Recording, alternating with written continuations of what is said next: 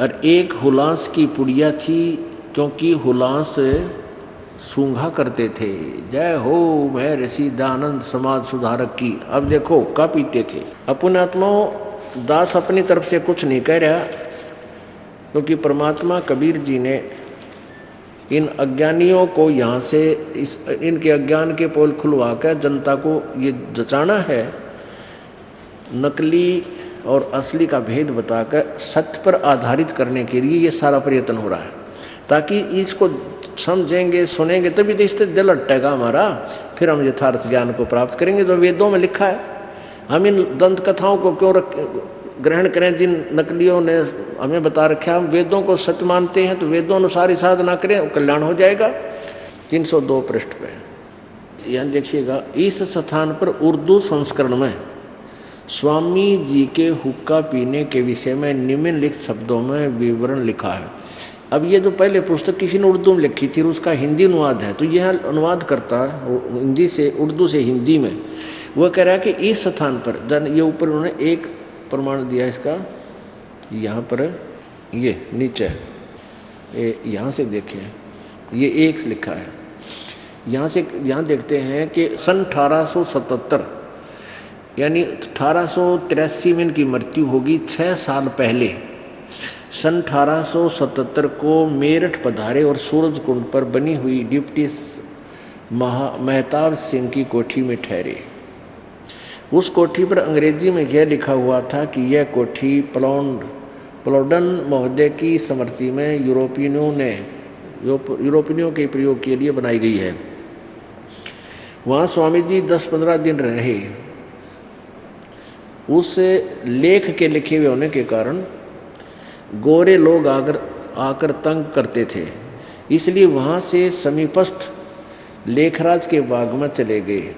10 दिन वहाँ रहे। यह मकान यद्यपि बहुत अच्छा नहीं था, परंतु पहले मकान में जैसी कठिनाई आई वैसी इसमें कोई कठिनाई नहीं आई।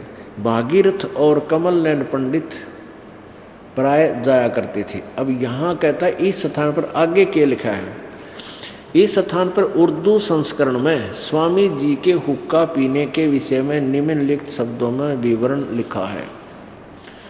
इन दिनों स्वामी जी हुक्का पीते थे। सन 1877 में 83 में इनकी मृत्यु होगी, 6 साल पाँच। एक दिन भागीरथ पंडित जी ने प्रश्न किया कि यह जो तम्बाकू पीते हो इसके विषय में बताओ, अर्थात क्या वेद में कहीं हुक्का पीना लिखा है? तो वेद का ठेका ले रहा हुक्का पीवे, क्या वेद में हुक्का पीना लिखा है? तो स्वामी जी उत्तर देते हैं, स्वामी जी ने कहा वेद में कहीं निषेध है।